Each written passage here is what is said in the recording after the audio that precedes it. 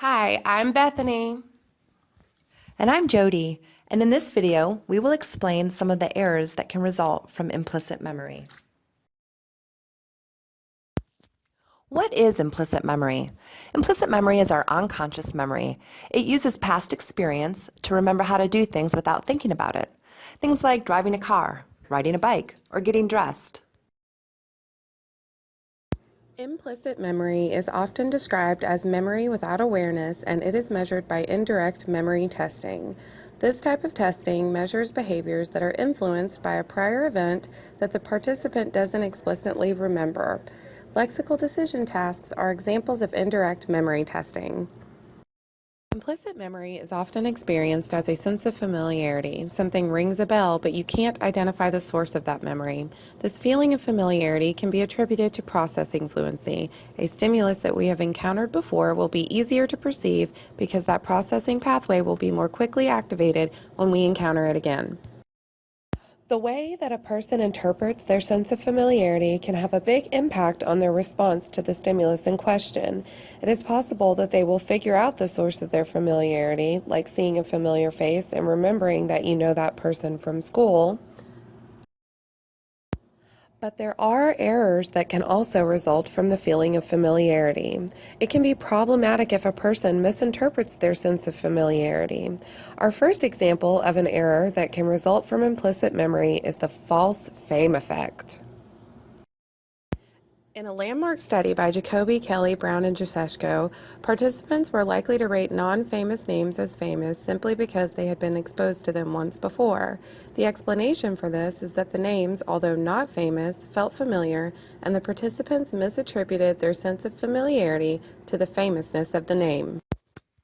You may be wondering why research such as this is important. Well, we've seen these same effects of attributing implicit memory to the wrong source translate to brand familiarity and eyewitness testimonies. Holden and Van Huel predicted the false fame effect would extend to brand familiarity in a pharmaceutical context. They found the false fame effect extends to brand familiarity, which affects us as consumers. Hearing a pharmaceutical brand only one time produces familiarity, and if the context of the exposure is forgotten, it can lead to the belief that the brand is a well-known, reliable brand. This is problematic if the brand is not effective or reputable. Another example of an error that can result from implicit memory is the illusion of truth. This is a phenomenon in which statements that have been heard before are judged as being more credible than new statements. In this case, the feeling of familiarity results in a judgment of credibility. Even if a statement is presented as false, this effect will emerge, and this can have some serious repercussions in real life. Skernick, Yoon, Park, and Schwartz designed an experiment to observe the effects of repeated false claims on implicit memory.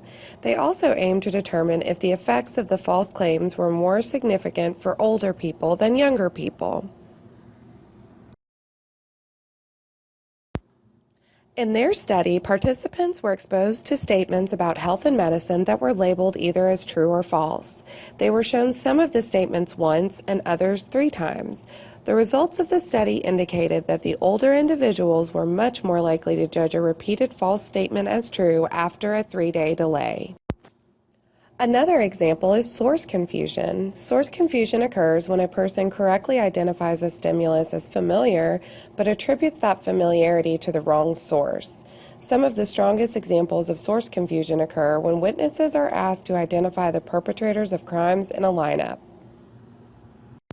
Studies have shown that being exposed to a person's mugshot prior to a lineup can cause a witness to incorrectly identify that person as the perpetrator of a crime. The witness assumes that the sense of familiarity they feel seeing the person in the lineup is because the person committed the crime, when really it is due only to the exposure to their mugshot.